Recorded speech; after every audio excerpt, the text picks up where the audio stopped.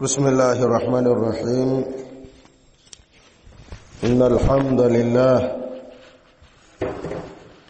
نحمده ونستعينه ونستغفره ونعوذ بالله من شرور أنفسنا ومن سيئات أعمالنا. من يهده الله فهو المهتد ومن يضلل فلن تجد له وليا مرشدا. وأشهد أن لا إله إلا الله وحده لا شريك له وأشهد أن محمدا عبده ورسوله. يا أيها الذين آمنوا اتقوا الله حق تقاته ولا تموتن إلا وأنتم مسلمون. يا أيها الناس اتقوا ربكم الذي خلقكم من نفس واحدة وخلق منها زوجها وبث منهما رجالا كثيرا ونساء واتقوا الله الذي تساءلون به والأرحام إن الله كان عليكم رقيبا. يا أيها الذين آمنوا اتقوا الله وقولوا قولا سديدا يصلح لكم أعمالكم ويغفر لكم ذنوبكم ومن يطع الله ورسوله فقد فاز فوزا عظيما. أيها الأحبة، فإن أصدق الحديث كتاب الله وخير الهدي هدي محمد صلى الله عليه وسلم وشر الأمور محدثاتها فإن كل محدثة بدعة وكل بدعة ضلالة وكل ضلالة في النار. اللهم إنا نعوذ بك من البدع ومن النار. أحبة، بعد يكم حمد الله سبحانه وتعالى na kumtakia sala na salamu kipenzi wa umma Muhammadin sallallahu alayhi wasallam, kwanza kabisa hatuna budi kumshukuru Allah subhanahu wa ta'ala kwa fadhila zake na kwa huruma zake kuweza kutuamsha salama. Kuna wengi walilala wakiwa wako salama lakini hawajaamka salama. Kuna ambao wameamka wakiwa wanaumwa, wanajiandaa kwa ajili ya kwenda kutafuta matibabu. Allah subhanahu wa ta'ala awafanyie wepesi waweze kupata matibabu. Lakini pia kuna ambao wamelala moja kwa moja, watu wanasubiri kwenda kuzika, na hao nao pia Allah subhanahu wa ta'ala awafanyie wepesi katika safari yao ya kuelekea kwa Allah subhanahu wa ta'ala. Kwa hiyo kule kuamshwa na Allah kwa hakika hii ni neema, na kwa neema hii Muislamu unatakiwa kumshukuru Allah subhanahu wa ta'ala. Lakini pili, hatuna budi kumshukuru Allah kwa kutujalia kuiswali swala ya subhi tena kwa jamaa. Kuna wengi hawajaona umuhimu wa hili, kuna ambao wamelala hawajaamka, na kuna ambao wameamkia kwenye majukumu yao hawakuona umuhimu wa kuja kumwabudu Allah subhanahu wa ta'ala. Lakini wewe Allah amekujalia ukaja ukamwabudu Allah subhanahu wa ta'ala. Kwa hakika hii ni neema, na kwa neema hii watakiwa kumshukuru Allah subhanahu wa ta'ala. Ukaona swala ni bora kuliko usingizi, ukaona swala ni bora kuliko majukumu yako, hii ni neema, watakiwa kumshukuru Allah subhanahu wa ta'ala. Lakini pia hatuna budi kumshukuru Allah kwa kutujalia kubaki katika kikao hichi cha kheri, kikao cha kusikiliza maneno ya dini. Kama tunavyosema siku zote kwamba maneno ya dini huwa hayapendwi na nafsi, lakini pia hayapendwi na shaitani. Unapopambana na nafsi yako ukaibakisha katika kikao kama hichi, hii ni neema, na kwa neema hii kwa hakika unatakiwa kumshukuru Allah subhanahu wa ta'ala. Tukiwa tunaendelea kujifunza kitabu al-fiqhul muyassaru fi dhaw'il kitabi wa sunna, tulianza mlango ambao unahusiana na masala ya ndoa, na tulisoma masala ya kwanza na ya pili na ya tatu. Leo tutaanza المسألة الرابعة مسألة يعني من أحكام الخطبة وآدابها miongoni mwa hukumu za uchumba na adabu za uchumba, adabu za kuchumbia. Alkhitbatu hiya idhharu ar-raghbatu fi az-zawaji bimra'atin muayyanatin wa i'lami waliha bidhalika. Uchumba maana yake ni kijana au mwanaume kudhihirisha nia ya kuoa, kutangaza nia ya kuoa kwamba anatafuta mchumba,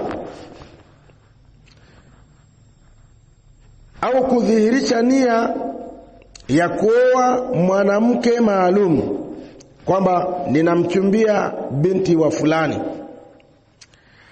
na kudhihirisha hilo na kuliweka wazi hilo kwa wali wa binti, kwa mzazi wa binti, kwamba bwana, mimi nimekusudia kumuoa binti yako fulani. Wa min ahkami alkhitbati wa adabiha, miongoni mwa hukumu zinazofungamana na uchumba na adabu za uchumba, ya kwanza tahrumu khitbatu almuslimi ala khitbati akhihi alladhi ujiba li talabihi. Ni haramu Muislamu kwenda kuchumbia mahala ambako amechumbia Muislamu mwenzake na amejibiwa kuhusiana na ombi lake, amekubaliwa kumchumbia binti fulani, walau ta'aridhan, hata kama amekubaliwa kiishara. Wa alima thani, na akajua huyo mtu wa pili, biijabati al-awwal, kwamba yule aliyetangulia kuomba, aliyepeleka maombi ya uchumba mwanzo, amekubaliwa. Yeye akaona ngoja nipambane naye, nimnyang'anye. Mimi ni mtu maarufu, mimi ni mtu mwenye pesa, ngoja nipambane nimnyang'anye mchumba huyo ili mimi niweze kumuoa. Ni haramu kufanya hivyo. Unapojua kwamba kuna mwenzako ambaye ametangulia kupeleka posa na posa yake tayari imekubaliwa na posa yake imejibiwa, hata kwa ishara tu, yani unaona baba wa binti anakuheshimu, unaona baba wa binti anakupenda,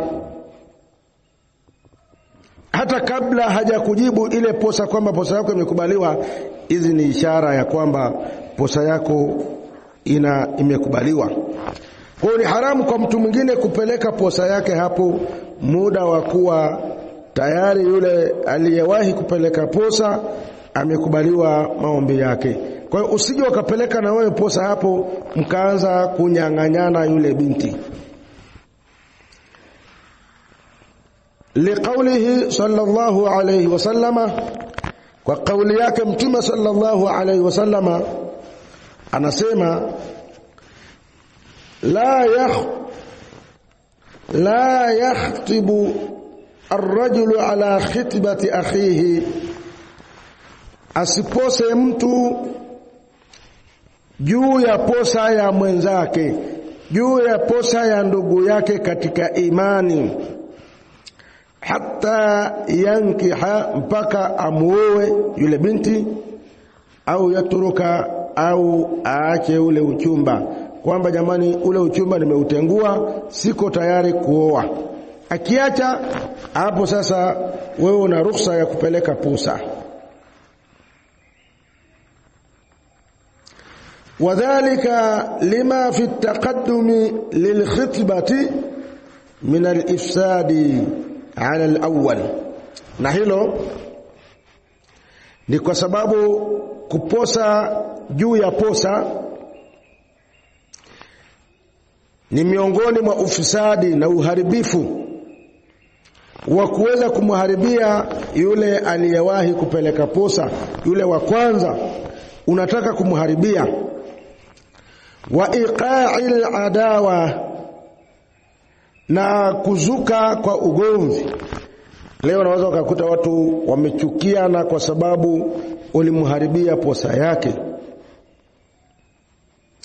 Uadui huo utaendelea kwamba huyu bwana alinyang'anya mchumba, alimuoa mchumba wangu, anakuwa na uadui na wewe, uadui wa milele. Watu baadaye wanaweza wakawa wanashangaa, mbona fulani na fulani hawaelewani? Mbona fulani anamchukia fulani? Shida ni nini? Ukija kuchunguza unakuta kwamba walinyang'anyana mchumba. Kwa jambo hili linaleta uadui. Ndio maana Uislamu kaharamisha, ni haramu kupeleka posa alikopeleka Muislamu mwenzako posa. Wewe hauruhusiwi kupeleka. Lakini kama atakuwa bado hajajibiwa posa, hajakubaliwa, zinaweza zikaenda posa kadhaa. Mwisho wa siku wataona wenyewe kwamba binti yao wamuozeshe nani. Lakini unapojua kwamba fulani amekubaliwa posa yake, wewe hauruhusiwi kupeleka posa tena. Hilo ni jambo la kwanza. La pili, yahrumu at-tasrihu bi khitbati al-mu'taddati al-ba'in. Ni haramu kumchumbia waziwazi mwanamke ambaye ameachwa talaka ya 3. Ni haramu kudhihirisha uchumba wakati yuko katika eda, kwamba bwana, mimi nimekuja, wewe umeachwa, na mwanamume huyu hawezi kukuoa tena kwa sababu hii ni talaka ya 3. Kwa hiyo nakusubiria umalize eda ni kuoe. Ni haramu kusema maneno hayo. Ni haramu kwenda kumchumbia mwanamke ambaye yuko katika eda. Ima ni eda ya talaka ya 3 au eda ya kufiwa. Mwanamke amefiwa, hajamaliza eda yake, wewe tayari unaanza kupeleka maneno kwamba unahitaji kumuoa yule mwanamke. Ni haramu. Liqaulihi ta'ala, kwa kauli yake Allah aliposema, wala junaha alaikum, wala si dhambi juu yenu, wala si vibaya juu yenu, fima arradtum bihi min khitbati nisa, katika kupeleka habari za kuoa, habari za kuchumbia mwanamke kwa ishara. Si vibaya. Si vibaya kupeleka taarifa kwa ishara, lakini sio kumwambia wazi. Unaweza ukapeleka ishara. Fayajuzu lahu ta'ridhu, inafaa yeye kupeleka taarifa kwa ishara. Ka ayakula, kama vile kusema, wadittu an yuyassira Allahu li imra'atan salihah. Yani unapoongea na yule mwanamke ambaye yuko katika eda, unaweza ukamwambia kiishara kwamba mimi natamani Allah subhanahu wa ta'ala anifanyie wepesi niweze kumuoa mwanamke mwema. Unamwambia maneno kama haya kiishara ishara. Au inni uridu azawaja, au mimi na makusudio ya kuoa. baada ya muda lina makusudio ya kuoa. Unaweza ukamtangulizia habari kwa namna hiyo, unaweza ukamwambia kiishara, lakini sio kupeleka posa waziwazi kwamba bwana ukimaliza eda nitakuoa. Hapana, hivyo utakuwa unakosea. Fanafyul alharaj anil muarridhi, kuondoshwa madhambi kwa mtu ambaye analeta taarifa kiishara bil khitbati, kuhusiana na masala ya uchumba, yadullu ala adami jawazi tasrihi. Hii inafahamisha kutokufaa kuweka wazi kwamba bwana mimi nakusudia kukuoa baada ya kumaliza eda. Hii inakatazwa. فقد يحملها الحرص على الزواج على الإخبار, anaweza akafanya pupa ya kuoa na kupeleka taarifa ya kuoa binqidai iddatiha, kwa kumalizika eda yake. Anaweza akapeleka taarifa ya kwamba anataka kuoa, lakini pia anaweza akapeleka ishara ya kwamba yeye anataka kuoa baada ya kumalizika eda, lakini asimdhihirishie. Wa amma almu'taddatu arraj'iyya, ama mwanamke ambaye yuko katika eda lakini ana talaka rejea, ana talaka ya kwanza, mfano ameachwa na mume wake talaka moja, akawa yuko katika eda. Wewe ukaona kwamba huyu kwa yuko katika eda, ngoja mimi nipeleke posa, ni haramu, haifai. Au talaka ya pili, fayahrumu hatta ta'rid, ni haramu hata ishara za kuashiria kwamba wewe unataka kumuoa. Liannaha fi hukmi zawjati, kwa sababu mwanamke huyo yuko katika hukumu ya mke, bado ni mke wa mtu, muda wa kuwa yuko katika talaka rejea, talaka ya kwanza au ya pili. Ya tatu ndio inakuwa ni talaka ya moja kwa moja, haifai kumrejea mwanamke baada ya talaka ya tatu. Kwa hiyo ni haramu kumdhihirishia mwanamke kwamba unataka kumuoa akiwa katika eda, kabla ya kumaliza eda, akiwa ana talaka ya tatu au amefiwa. Lakini unaweza ukapeleka ishara za kuonyesha kwamba una nia ya kumuoa.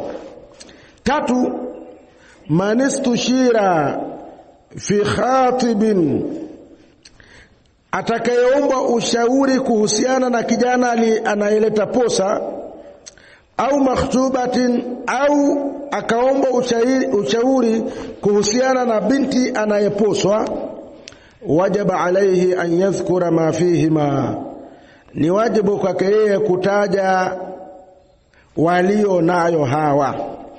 Taja min mahasini wa masawi, taja mazuri yake.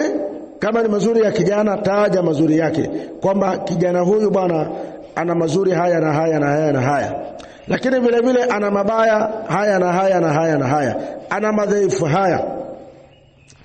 Na kwa mtoto wa kike vile vile unasema mazuri yake, lakini vile vile unasema na mabaya yake, kwamba huyu ana tabia mbaya, lakini pia ana mazuri haya. Wala yakunu dhalika min alghiba, na wala haliwi hilo ni katika kusengenya, kwamba bwana siwezi nikasema mabaya ya mtu nitakuwa na msengenya. Unaruhusiwa na sheria kutaja mazuri yake, lakini pia kutaja mabaya na madhaifu yake, ili yeye mtu aamue kwamba nitaoa pamoja na madhaifu yake au nitaolewa pamoja na madhaifu yake. Bal min an-nasihati al-muraghab fiha shartan, bali miongoni mwa nasaha ambazo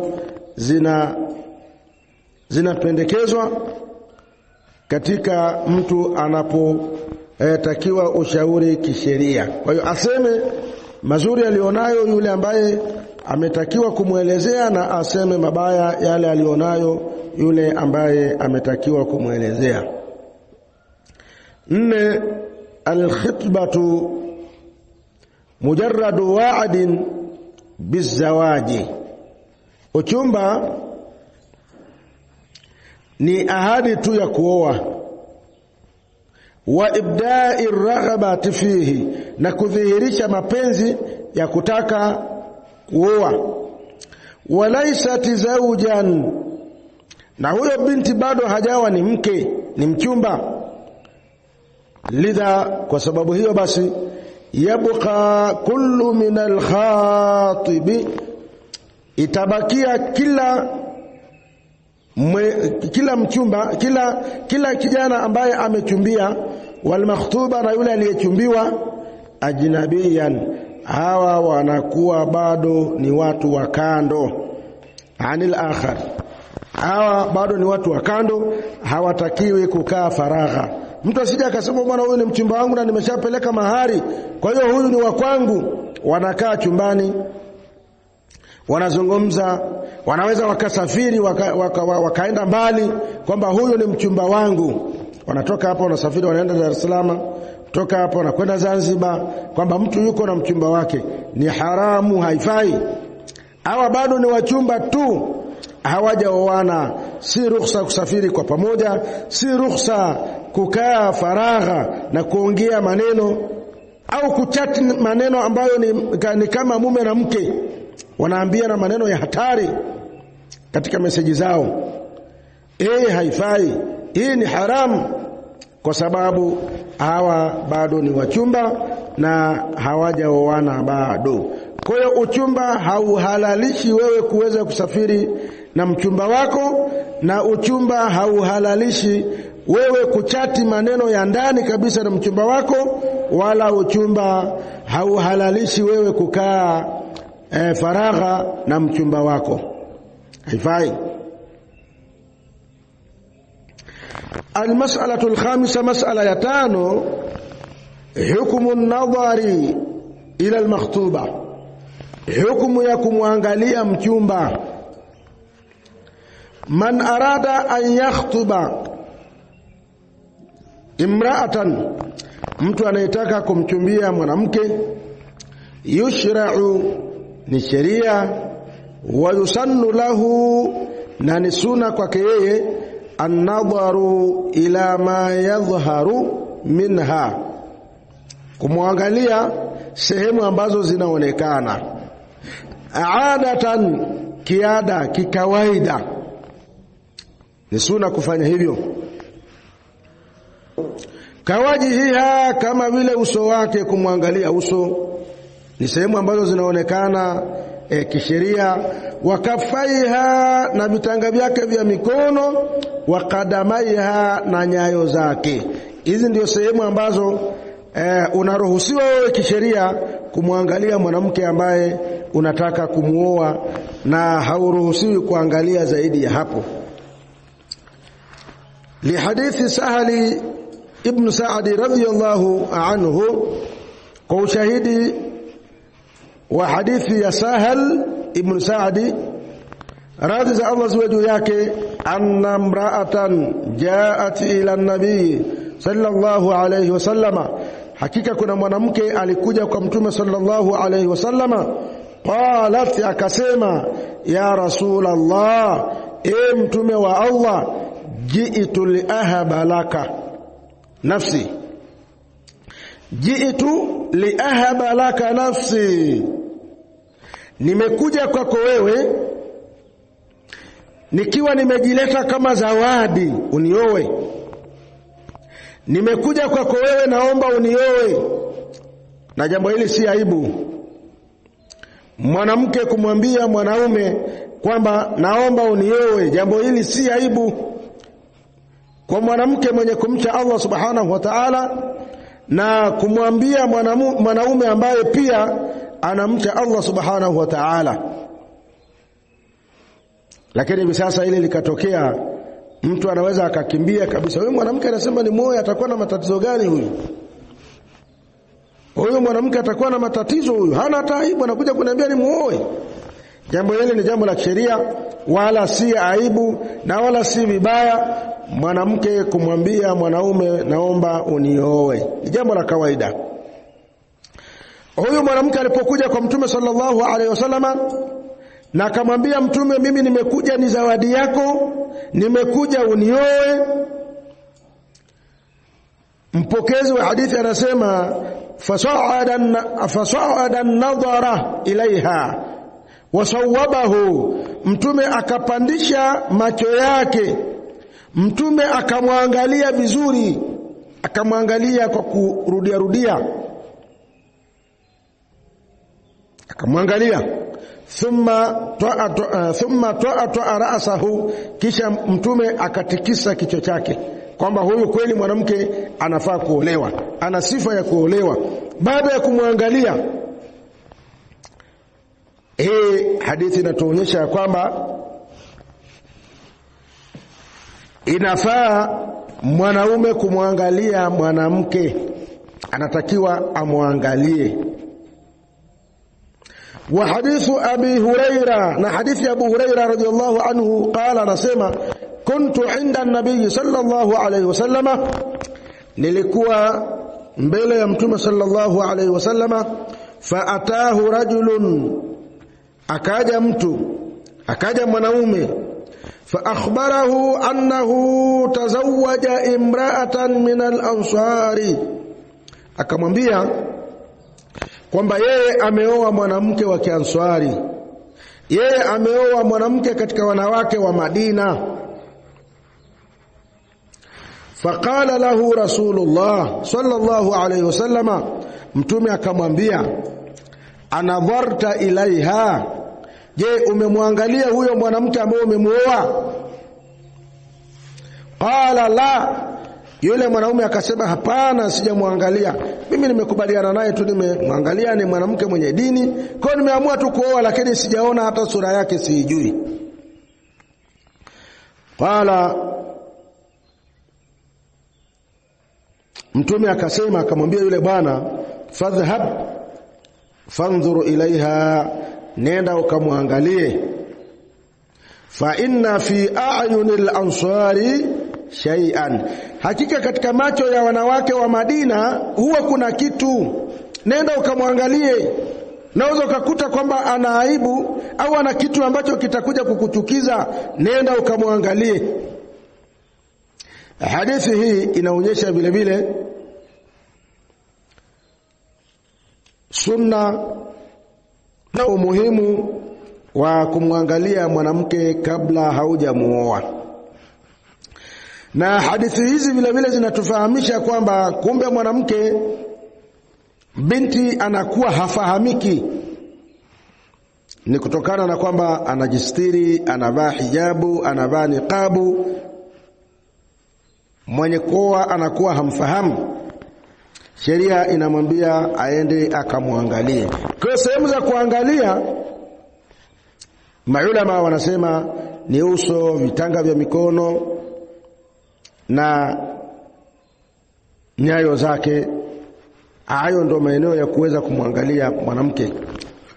Wa hadithu Jabir radhiyallahu anhu qala, na hadithi ya Jabir radhi za Allah juu yake amesema, qala Rasulullah sallallahu alayhi wasallama, amesema Mtume sallallahu alayhi wasallama, idha khataba ahadukum almar'ata, mmoja wenu anapomposa mwanamke, anapoposa mmoja wenu, fa in istata'a an yanzura ila ma yad'uhu, ikiwa ataweza kumwangalia mwanamke kitu ambacho kitampelekea yeye, kitu ambacho kitamvutia yeye, ila nikahiha, kwenye kumuoa mwanamke, falyaf'al, basi na afanye.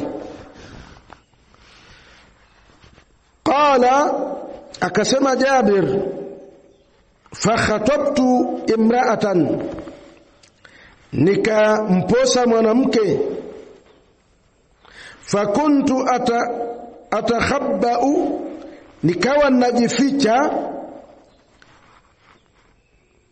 atakhabba laha, nikawa ninajificha, napoona anakuja kule najificha mahala, hatta raaitu minha, mpaka nikaona kwa mwanamke huyo, madaani, kilichonivutia mimi, kinachonipelekea mimi, ila nikahiha, katika kumuoa. Fatazawajtuha, nikamuoa. Kwa Mtume sallallahu alaihi wasallam anasema anayemchumbia anatakiwa kumwangalia yule anayemchumbia ili aweze kupata kitu ambacho kinamvutia yeye kumuoa mwanamke huyo. Mtu anaweza akapenda namna anavyotembea mwanamke huyo, anaweza akapenda ile bodi yake, anaweza akapenda. Kwa hiyo kila mmoja ana kitu ambacho anapenda kwa mwanamke, na watu wanatofautiana katika hili.